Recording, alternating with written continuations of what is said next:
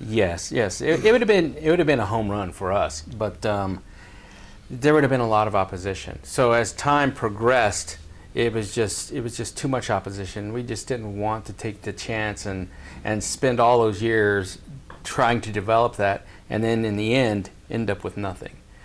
So, right. So that we've had conversations with the Bureau of Indian Affairs, and they said, you know what, that's kind of a long ways off, and they're not committal. The Indian Bureau of Indian Affairs is a non-committal agency. They're not going to tell you one way or the other.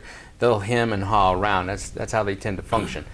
But they said in so many words that we don't think we're going to be able to support that location. But if you stay within your Aboriginal territory or close to the core of your Aboriginal territory, that's something that we could probably consider. Mm-hmm. So we looked around, and RIdgecrest is established. I came here in the 80s. I was in the Navy in the 80s. I came to this base when it was a Naval Air Station. Mm-hmm. My family lived here. My parents lived in Darwin in the 40s and the 50s, and when the mine shut down, they moved away. That's a metropolis, isn't it? Oh yes, yeah. When you visit there, my relatives go, that's kind of like the place where they filmed The Hills Have Eyes. Yeah. So it's an interesting place to visit. I haven't spent the night there, so I don't know how that's going to be like. But this was just the best place. We have cultural ties here. The previous mayor had contacted the tribe about the petroglyph event that you guys have every year, yes, and wanted us to get involved. So as we looked at RIdgecrest, we thought, you know, this is a great place for our cultural attraction. Because as it is right now, you got a lot of traffic that goes right by here, goes on up to Mammoth. That's something we want to talk to Nigel about when he gets the mic. But yeah, there's a lot of traffic. Plus now we got the Super Walmart coming in. That's going to draw even more people in the surrounding area to our community. Yes, yes. So, just toss up, whether they go to the casino first or Super Walmart first. Well, we want them to go to the casino and win, and then go spend money at Walmart. Yeah. See, that's exactly what I told him. But it could go the other way. Okay, now, George, if you could hand the mic to Nigel. Leave it, it's fine. Oh, you can hear it. Yes, okay, yes. Fine. He can hear Nigel. Okay. All you have to do, Nigel, is make sure you speak up. I'll just lean over. Lean a little closer, Chairman. One question I had, are you planning on speaking tonight? Yes. At the meeting? Yes. Okay. And I know you are. And he mentioned that about the traffic on 395 and 14, and that was actually a question by one of the residents at last week's, but you didn't have those numbers in front of you at that time. Right. Can you tell us what your preliminary studies have shown on what kind of numbers, you don't have to give us on each highway, but what kind of numbers do you think the casino would draw in on a monthly or annual, however you did the study? What we did was we wanted to expand the sort of economic base of the city, and what we did is we looked at a 100-mile radius basically around the city, which goes west and primarily south.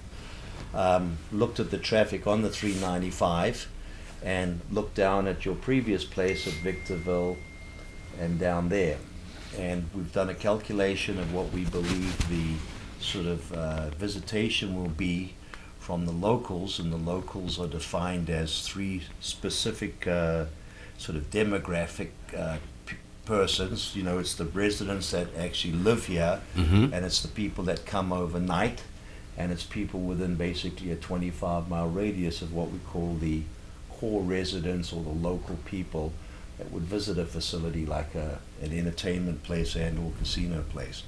And then looking outwards and looking at the bus programs we would do, looking at the bus program that the Asians do and a lot of other people do going into Death Valley, we would capture some of that.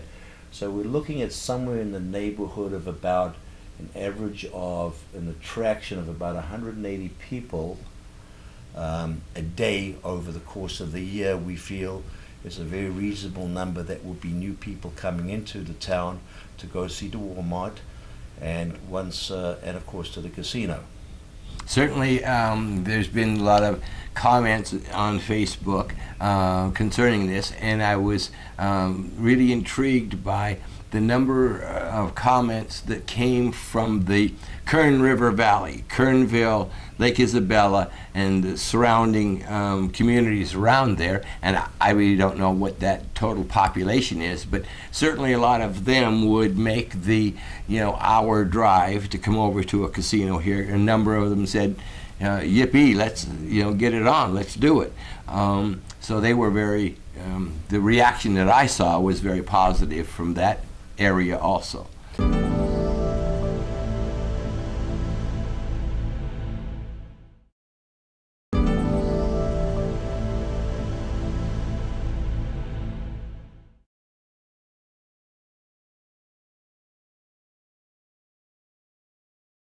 Well, I think from our perspective as the developers, in partnership with the tribe and in partnership, of course, with the city and its people, is we hear the word casino a lot. But the tribe's always had this vision of really wanting an entertainment type place, not just a casino.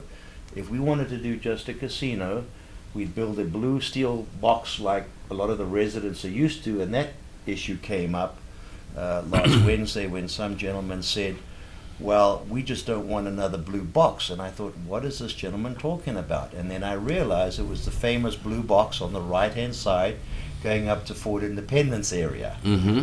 And, the Bishop Casino has been up there a long time. The tribe's done a wonderful job of building that from very little to where it is today. And it's got some economic development going for themselves, which is good. And it's a nice facility, but it's not quite what a city of this size needs. This city needs some entertainment, it needs a decent restaurant, it needs a small variety of restaurants. In phase one, we're going to have a buffet and a coffee shop, and of course an entertainment bar, and the good old, what we call the classic sort of center bar or cocktail bar in a casino. So when you're leaving the base at night, stop in and have a beer. You want to put $10 in the slot machine? We'll be happy to help you. Mm-hmm. Take your winnings and take it down to Walmart. Yeah, there you go. And we look forward to being, of course, in partnership with Walmart too, because I think Walmart, for the city's purpose, is going to be a wonderful draw of people up to that 90, 100-mile radius outside of RIdgecrest. So from an economic driver, I think the city's very fortunate to have the new Walmart. And certainly we as the developers and the tribe, are looking forward to bringing in customers as well and driving the economic base for the city of RIdgecrest. So based upon what you said, we're not going to have a big sign that says casino. We might have a big sign that says entertainment center. It's both. I understand. But yes. But what you're saying, what I got from what you were saying is the emphasis here is on entertainment center. Yes. Okay.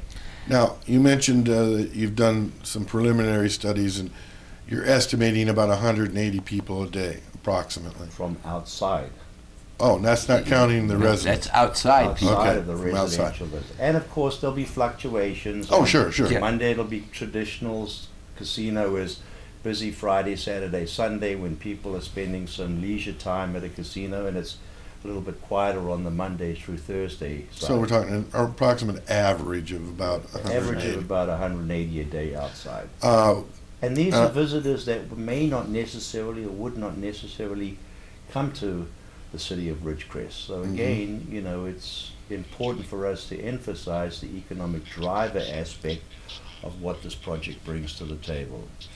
And it's logical that these people will not just buzz down Kern Road and onto China Lake Boulevard, go to the entertainment center, and then immediately turn around and retrace their tracks and never do anything in the local community. I think it's reasonable to presume that they may get gas, they may do a little shopping. There's all kinds of things that they may well do, which adds to the direct tax money that comes to the city. Obviously, we don't get any direct tax money from the entertainment center casino, but all the other things that they do will bring more money to the tax base. Yes. Your big thing will be additional gasoline taxes. Mm-hmm. A lot of people tend to stop, say, at a you know, maybe at a McDonald's if they've got a 90-mile drive. Every time I drive 90 miles, I guarantee that wherever the McDonald's is, they're going to get some business from me. Yes. Well, of course, maybe the people will be so full from eating the wonderful food there at the casino that they won't need to.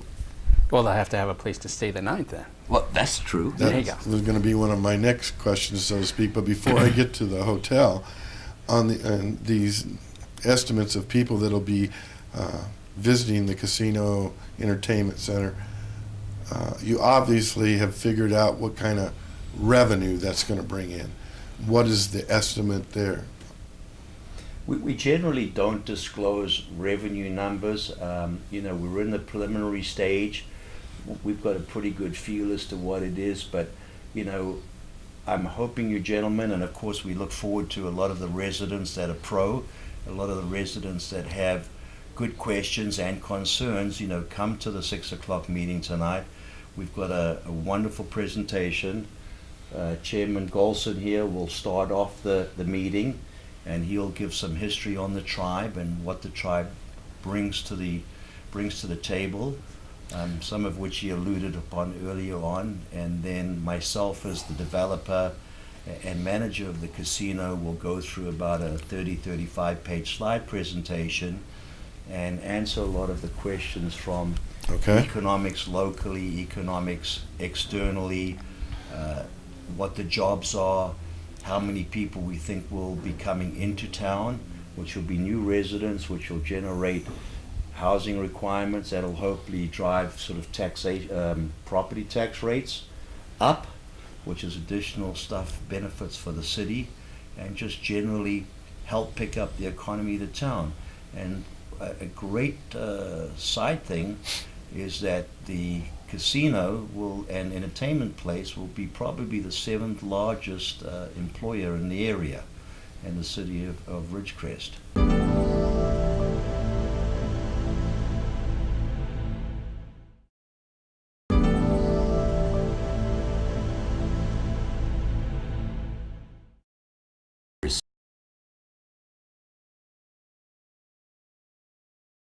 So how many people will the Casino Entertainment Center employ?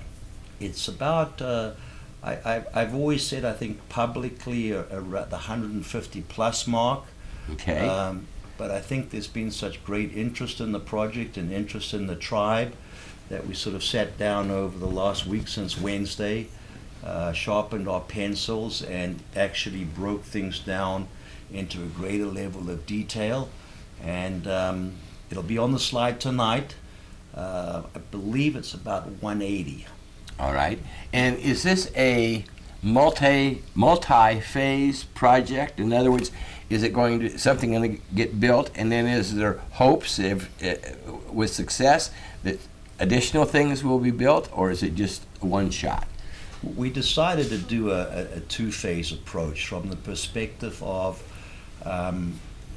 financing is a lot easier to do than it has been over the last few years with the Great Recession. Mm-hmm. But rather than saddle the tribe with a whole bunch of debt, we said, let's do the common sense thing. And a lot of developers have done this, and a lot of Native American casinos in California have done this, including my big project, which was 13, 14 years ago. I did the Agua Caliente Casino project in Rancho Mirage, which is the sort of creme de la creme casino in Palm Springs in the Coachella Valley, and we did it in 2 phases.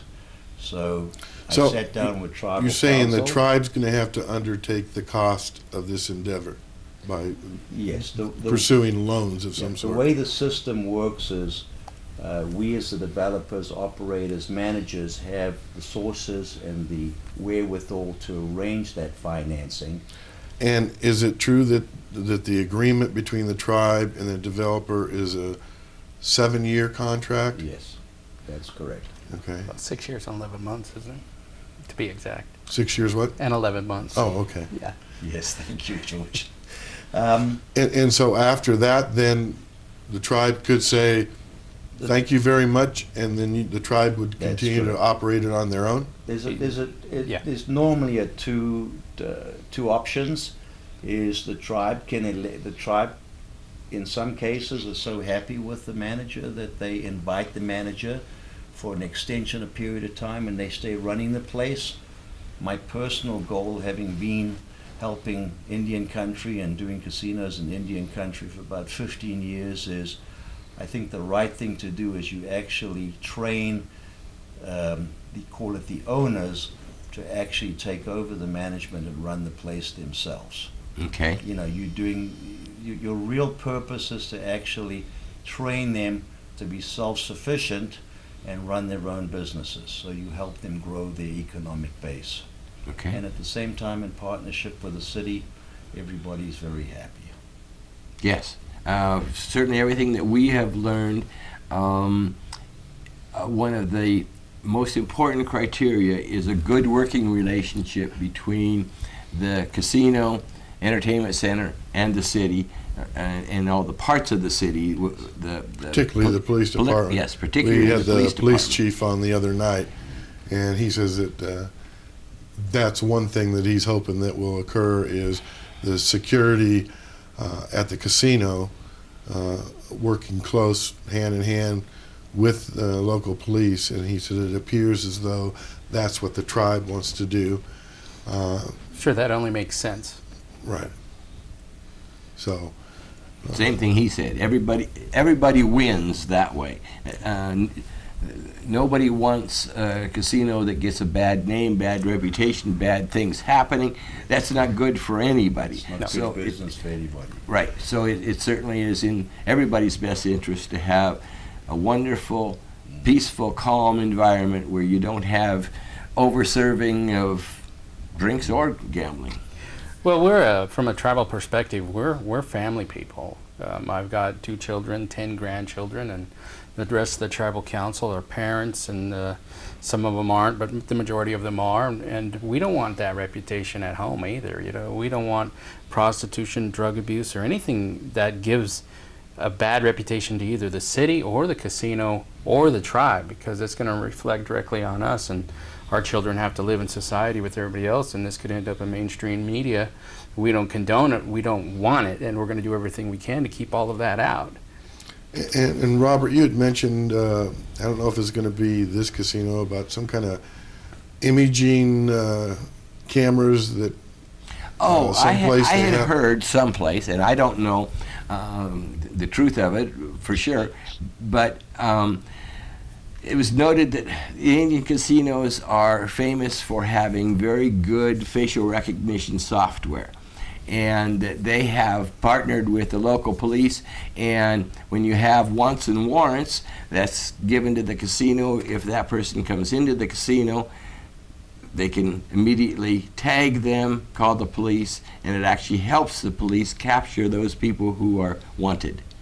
I could see how that would be an advantage for the law enforcement, but I could also see how that could be a burden on the tribe as well, to take on a responsibility or a role in law enforcement. I don't think we'd be opposed to, you know, taking criminals off the street, most definitely. But I'm or not at least sure exactly. contacting the Yeah, police. and I'm not sure exactly how that would work. I haven't heard of casinos doing that, but then it's possible. It's possible that it's going on, that they're doing it. Okay.